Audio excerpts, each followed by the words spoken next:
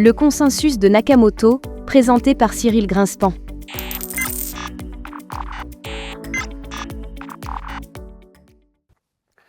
Ayant vu et revu dans les vidéos précédentes que la stratégie honnête n'est pas toujours la meilleure, la question se pose de savoir à partir de quand un mineur n'est plus incité à suivre le protocole de Satoshi Nakamoto, c'est-à-dire quel est le seuil en termes de puissance de hachage relative à partir duquel ce mineur a intérêt d'adopter une stratégie déviante de rétention de blocs.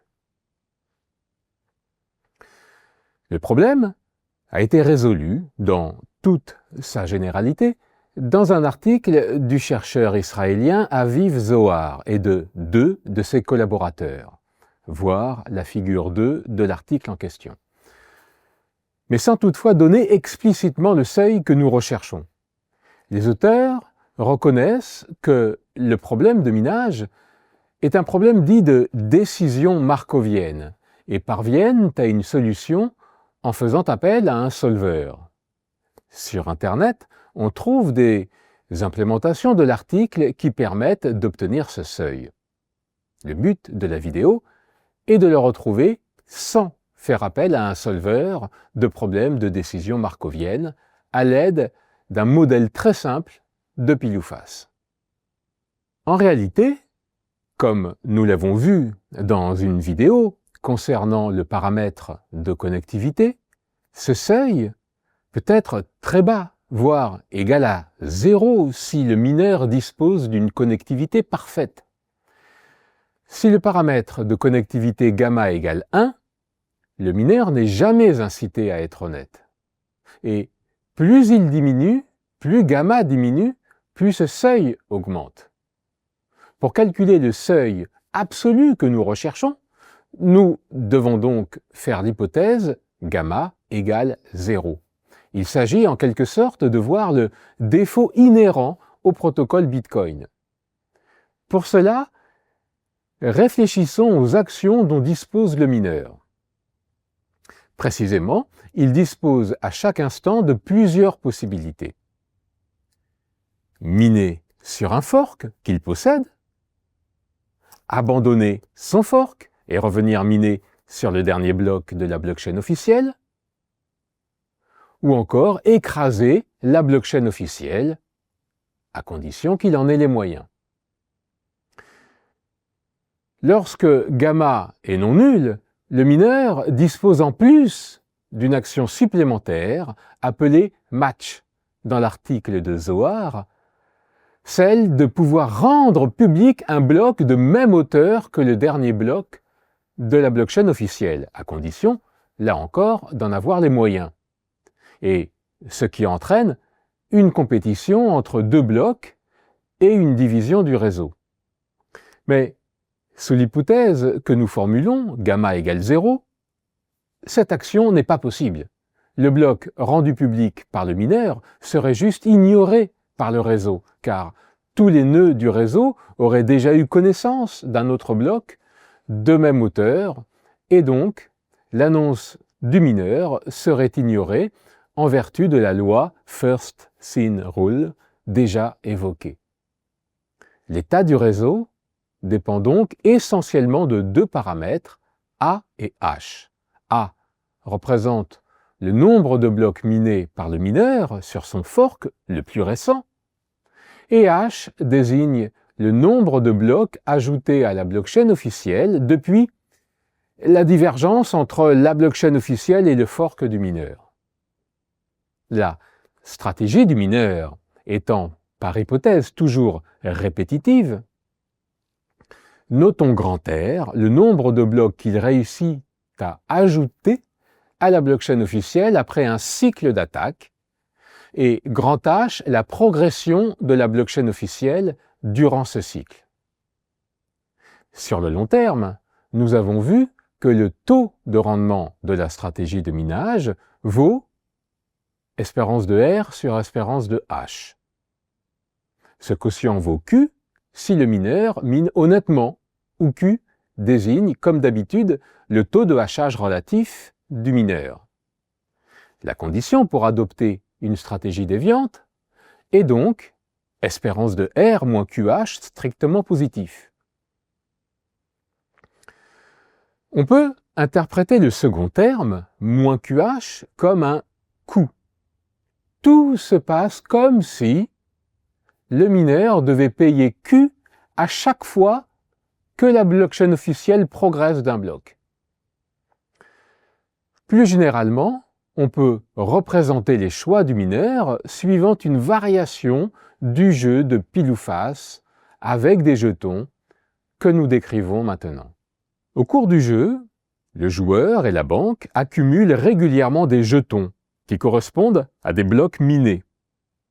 Et le joueur peut, sous certaines contraintes, convertir ces jetons en argent sonnant et trébuchant, en euros, mettons. À chaque instant, le joueur dispose d'au plus 3 actions possibles. Première action, l'action lancée. Un croupier lance une pièce de monnaie truquée en faveur de la banque. La probabilité d'obtenir pile est Q. Si le résultat est pile, le joueur gagne un jeton et ne paye rien. Si le résultat est face, la banque gagne un jeton et le joueur verse Q au croupier. Deuxième action, écraser. Cette action n'est possible que si le joueur, respectivement la banque, possède A, respectivement H, jetons avec A plus grand que H. Dans ce cas, la banque perd tous ses jetons, le joueur perd H plus 1 jeton, mais gagne H plus 1 euros et donne aussi Q euros au croupier. Son résultat net est donc H plus 1 moins Q euros. Enfin, troisième et dernière action possible, abandon. La banque et le joueur perdent tous leurs jetons. Cette action ne coûte rien aux joueurs. On peut faire quelques commentaires. Une pièce lancée par le croupier revient à la découverte d'un bloc par le mineur ou les honnêtes mineurs. L'action lancée est équivalente pour le mineur au choix de miner secrètement et d'attendre la découverte d'un bloc. Si le résultat est face, alors la blockchain officielle progresse d'un bloc. La fonction hauteur augmente donc de 1, d'où un coût Q versé par le joueur dans ce cas. Si par contre le résultat est pile, le bloc découvert par le mineur est gardé secret. La hauteur de la blockchain officielle n'augmente donc pas, d'où un coût nul. Autre remarque, l'action écrasée revient pour le mineur à remplacer les H derniers blocs de la blockchain officielle par les siens. Pour que cette action soit possible, il faut que le mineur révèle un autre bloc en plus, soit H plus 1 en tout, ce qui fait progresser la hauteur de la blockchain officielle de 1. Le mineur gagne alors la récompense contenue dans H plus 1 bloc, et dans le même temps, la hauteur de la blockchain officielle augmente de 1, d'où un gain net de H plus 1 moins Q. Enfin, l'action abandon revient pour le mineur à laisser tomber son fork, tenu secret, et à revenir miner sur le dernier bloc de la blockchain officielle. Il ne gagne rien ni ne perd rien avec cette action, car la hauteur de la blockchain officielle reste inchangée. La relation 1 mise en valeur plus haut signifie que, partant de l'état 0,0, c'est-à-dire de l'état où A égale H égale 0, le joueur mineur y revient et en moyenne a gagné de l'argent. Autrement dit, le jeu décrit ci-dessus est biaisé au profit du joueur. Et on comprend donc que cela puisse être le cas. En effet, il s'agit au fond d'une variation classique du jeu de pile ou face avec des jetons où le joueur ne paierait le croupier que lorsque le lancer lui est défavorable, face en l'occurrence ici. Pour calculer le seuil recherché, on note E, A, H, NQ l'espérance de gain maximale que peut espérer en moyenne le joueur qui jouerait au jeu évoqué plus haut, et sous la condition que le jeu se termine de force après que le joueur ait effectué petit n actions. On a naturellement les relations suivantes. Si n égale 0, E, AH0Q égale 0.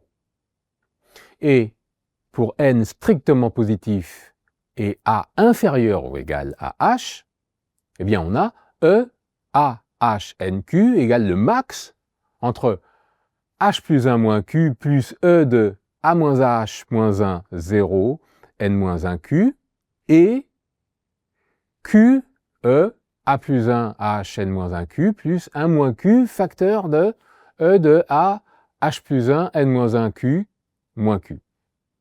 En effet, dans ce cas, le joueur a le choix entre utiliser l'action écrasée, qui fait passer de l'état AH à l'état A moins H moins 1, 0, et cela lui coûte une action, ou l'action lancée. Enfin, pour n strictement positif et A strictement plus grand que H, eh bien, on a une relation analogue, E, A, H, N, Q égale le max entre E, 0, 0, N-1 et la deuxième partie du max est le même que dans l'équation précédente. L'égalité exprime juste le fait que le joueur a le choix entre abandonner et revenir à l'état 0, 0, ce qui ne met pas fin au jeu, mais lui coûte une action, et l'action lancée. Ci-contre, un pseudocode qui donne l'espérance de gain maximale par ce que l'on appelle la mémoisation, c'est-à-dire que l'ordinateur garde en mémoire les résultats déjà calculés. Donc c'est un pseudocode où l'on donne la fonction grand E. Et on observe que E de 0, 0, 146, 0,329393 est un nombre qui est strictement positif. Par contre, il est impossible de trouver un entier n tel que E de 0, 0n 0,329392 strictement positif. Donc, le seuil au-delà duquel un mineur dont la connectivité est nulle est incité à choisir une stratégie déviante est environ 32,94%. Ce résultat est cohérent avec celui qu'on obtiendrait en faisant tourner une implémentation de l'article de Zohar et en sélectionnant gamma égale 0.